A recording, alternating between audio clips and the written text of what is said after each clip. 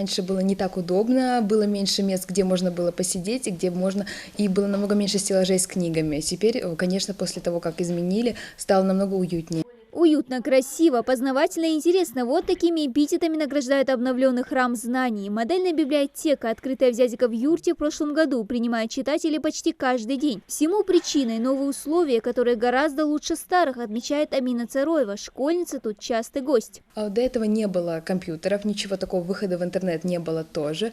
Книги, конечно, были, но их было не так много, и большая их часть была устаревшей, если брать из подростковой литературы. Предпочтения читателей учтены в полной мере. Соединение с Национальной электронной библиотекой, станции самостоятельной книговыдачи, электронные читательские билеты, а еще отдельный уголок для слабовидящих и слабослышащих. Плюсов тут немало. Один из них, конечно же, к примеру, для Мадины Ахциевой выход в интернет. Теперь можно не только читать любимые книги в уютной атмосфере, но и готовиться к учебе. Стало больше возможностей просто сесть, посмотреть.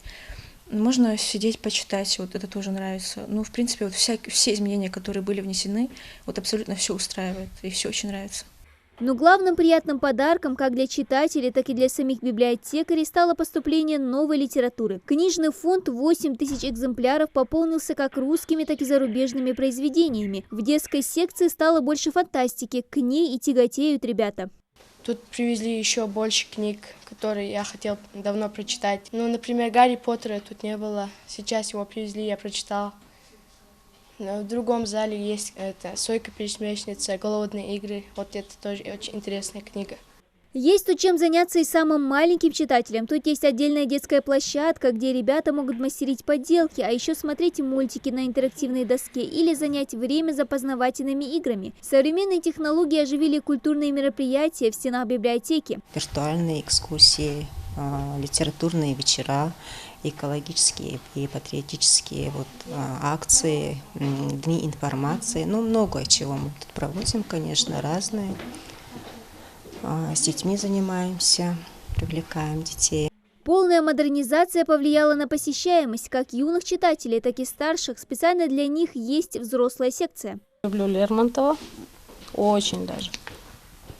А здесь, особенно для студентов, есть очень большой выбор литературы.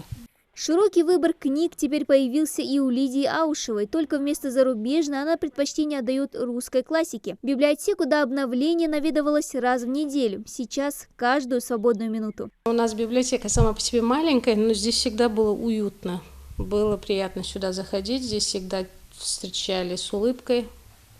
Сейчас, конечно, то, что было, и сейчас это, конечно, никак не сравнишь, потому что сейчас намного лучше. Нравится все, книги обновились, есть игральный зал для детей, есть где поработать на компьютерах. Здесь очень даже хорошо сейчас. Модельная библиотека, открытая в Зязиков-Юрте, вторая по счету. Другая функционирует в Назрани. В рамках нацпроекта «Культура» и его подпроекта «Культурная среда» к 2024 году в России должно появиться более 600 модельных библиотек. Главная цель проекта – повысить интерес к посещению библиотек и привить желание к чтению. Дана Плиева, Магомед Дидигов, Новости 24.